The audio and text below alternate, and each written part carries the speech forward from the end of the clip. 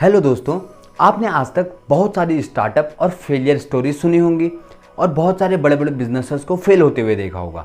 पर आज मैं आपको एक ऐसे बिजनेस की फेलियर स्टोरी सुनाने वाला हूं जिसका फेलियर का कारण और कोई नहीं बल्कि उसके ही अपने पुराने एम्प्लॉयज़ बने। तो अगर आप भी जानना चाहते हैं कि कैसे कोई कंपनी अपने ही पुराने रिटायर्ड एम्प्लॉयज़ की वजह से फेल हो सकती है और इससे आप अपने बिजनेस में क्या इंप्रूवमेंट कर सकते हैं, तो इस वीडियो को आखिर तक देखना बिल्कुल मत भूलिए। तो दोस्तों, जिस कंपनी के बारे में मैं बात कर रहा हूँ उसका नाम है जनरल मोटर्स। ये कंपनी कितनी बड़ी थी इसका अंदाजा आप इसी बात से लगा सकते हैं कि ऐसा बोला जाता था कि अगर कोई चीज़ जनरल मोटर्स के लिए अच्छी है तो वो अमेरिका के लिए भी अच्छी है, और अगर कोई चीज़ जनरल मोटर के लिए अच्छी नहीं है तो वो चीज़ अमेरिका के लिए भी अच्छी नहीं है।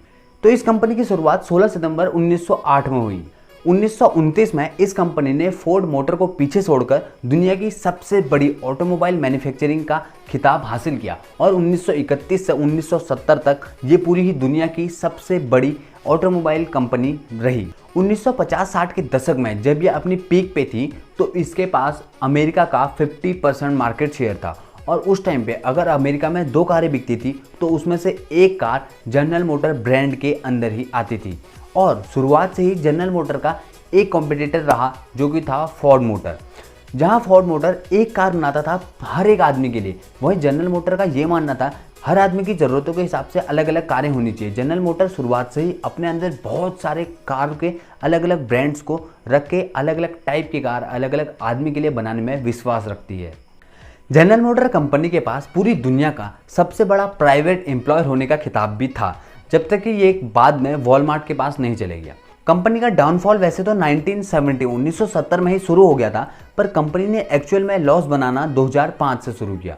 कंपनी ने 2005 से 2009 के बीच में टोटल $90 बिलियन का लॉस जनरेट किया, और कुछ रिपोर्ट्स की माने तो वो यहाँ तक कहती हैं कि ये नंबर एक्चुअल में $150 बिलियन के करीब था। कंपनी की इस लॉस के पीछे एक सिंपल सा रीजन था। जो फाइनेंशियल क्राइसिस आया था उसकी वजह से कंपनी की सेल तो नीचे आ गई थी, पर इतनी तेज़ी से कंपनी अपनी फिक्स्ड कॉस्ट को मिनिमाइज नहीं कर पाई थी। और इस फिक्स्ड कॉस्ट को कम ना कर पाने के पीछे भी 2 रीज़न थे, जिसका पहला रीज़न था स्ट्रॉन्ग लेबर यूनियन। यानी कि कंपनी की सेल तो नीचे आ गई थी पर इतनी जल्दी कंपनी अपनी मैन पावर में कट नहीं कर पाई और उसकी जो सैलरी थी वो लगातार जाती रही। इसका दूसरा कारण है कंपनी के पुराने एम्प्लॉयज़, जिनको रिटायरमेंट पेंशन देना और मेडिकल बेनिफिट देना कंपनी को बहुत ज़्यादा महंगा पड़ा। कंपनी ने अपने सैलरीड एम्प्लॉयज़ को पेंशन देने की शुरुआत 1940 में शुरू कर दी थी, और ये उस टाइम का one of the best private pension program था। और जनरल मोटर्स उस टाइम पे दूसरी अमेरिकी बड़ी बड़ी कंपनियों के लिए एक मिसाल बनकर कायम हुई, जो अपने एम्प्लॉयज़ के लिए इतने बढ़िया पेंशन प्रोग्राम को लेकर आई। पर जनरल मोटर को यह अंदाजा नहीं था कि इसी पेंशन प्रोग्राम की वजह से फ्यूचर में उनकी कंपनी बैंकरप्ट होने वाली है। 1960 में कंपनी की पेंशन प्रोग्राम की जो कॉस्ट थी वो $17 मिलियन के करीब थी, पर यह कॉस्ट 2001 आते आते 6.3 बिलियन पहुंच गई। और जो कंपनीज की जो हेल्थ बेनिफिट वाले प्रोग्राम थे उसकी कॉस्ट भी 2001 में 3 बिलियन के पार पहुंच गई थी। जनरल मोटर अपने एम्प्लॉयज पे कितना ज़्यादा मेडिकल में खर्च करती थी इसका अंदाजा हम इसी बात से लगा सकते हैं कि जनरल मोटर्स यूएस का one of the largest private purchaser of medicine बन चुका था। कंपनी हर साल ऑन एन एवरेज अपने हर एक एम्प्लॉय जो कि रिटायर हो चुका है उसके ऊपर $1,500 तक मेडिकल इक्विपमेंट्स और मेडिकल एक्सपेंसेस में खर्च करती थी।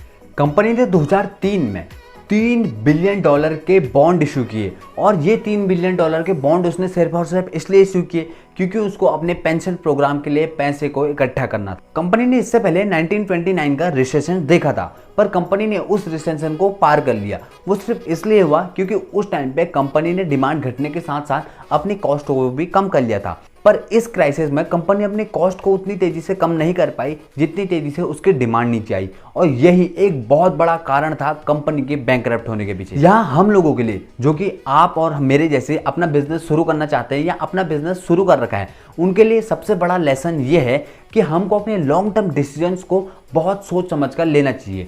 जो चीज़ आज आपके लिए फ़ायदेमंद है जरूरी नहीं कि फ्यूचर में भी वो चीज़ आपके लिए फ़ायदेमंद हो।